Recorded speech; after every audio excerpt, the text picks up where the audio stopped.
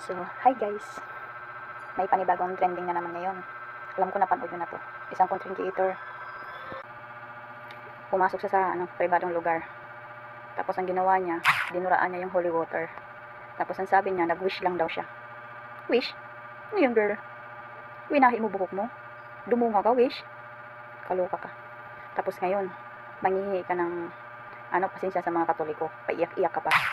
Tapos sasabihin mo, hindi ka dumura, nag-wish ka lang.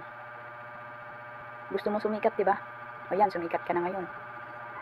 Sana naman, girl, kung hindi ka Katoliko, hindi mo ginano yung girl, hindi mo binaboy.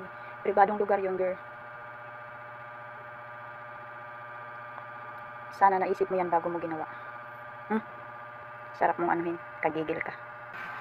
So yan, girl, dahil sa ginawa mong pangbababoy sa sagradong lugar, sinara ng 2 oras. Sana naman, girl, respeto lang, Kung hindi ka man Katoliko, dapat irespeto mo kung ano yung relihiyon ng kapwa mo tao. Hindi porket content creator ka, lahat pwede mo lagawin content, Dapat kung gagawa ka ng content, ilagay mo sa lugar. Kung hindi ka nakakaano ng kapwa mo tao. Sana maging aral to sa'yo.